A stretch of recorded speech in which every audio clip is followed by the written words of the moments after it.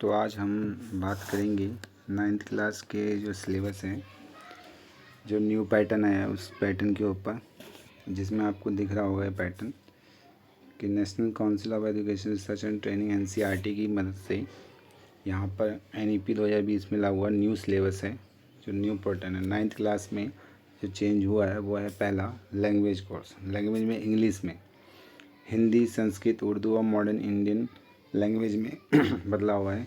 English में जो book लगेगी वो है कावेरी बुक लगेगी, जो न्यू आया है। उसके बाद मैथ में भी चेंजेस हुए हैं, साइंस में चेंज हुए हैं और सोशल साइंस में भी चेंज हुए हैं। और इसी के साथ SST में भी बहुत से चेंजेस देखने को मिले हैं। पहला जो चैप्टर आता है मैथ में, जो मेजर चेंज हुआ है उसमें टॉपिक जो लिया गया है प्रीवियस क्लास 10वीं 11वीं से, यानी 10वीं और 11वीं के भी कुछ चैप्टर को 9th क्लास में इंक्लूड किया गया है, ठीक है।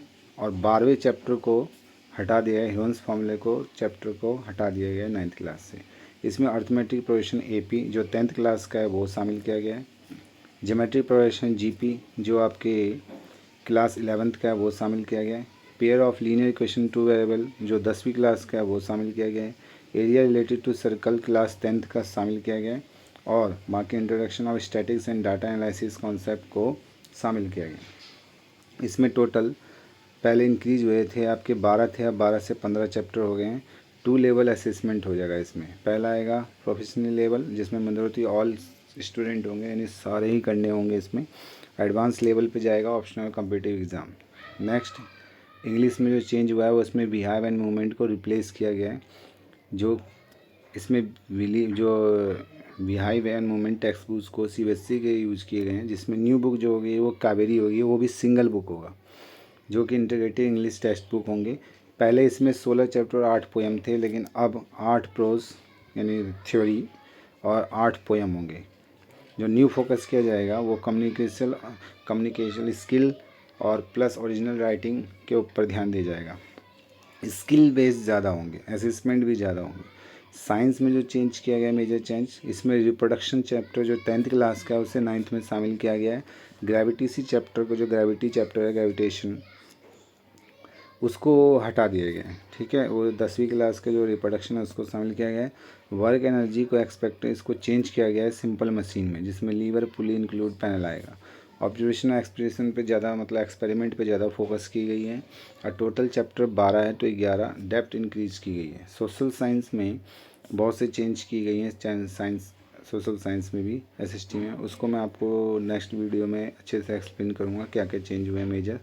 बाकी जो न्यू बुक आ रही है वो इंडिविजुअल सोसाइटी आएगी, यानी अब हमें वर्ल्ड हिस्ट्री के बारे में कम पढ़ना पड़ेगा, इंडियन कल्चर और इंडियन संस्कृति और इंडियन के बारे में ज़्यादा पढ़ना होगा। इसमें मेन यही फोकस की गई है।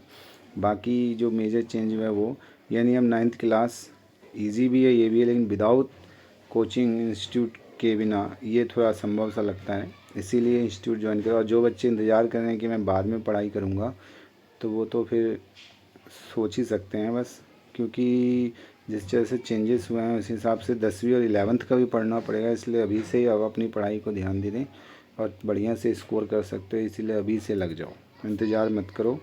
और उन्हीं से पढ़ना जिन टीचरों को अच्छे से मैथ का नॉलेज हो, सब चीज़ हो, वो जिसमें वो आपके काम पे और इन सब पे फोकस करें, ठीक है। बाकी चेंजेस तो मेजर कुछ नहीं दिखाई गई है इसमें, बस चेंजेस यही की गई हैं कि जो मैथ का चैप्टर है उसमें मैथ में आपकी मेजर चेंजेस हुई है।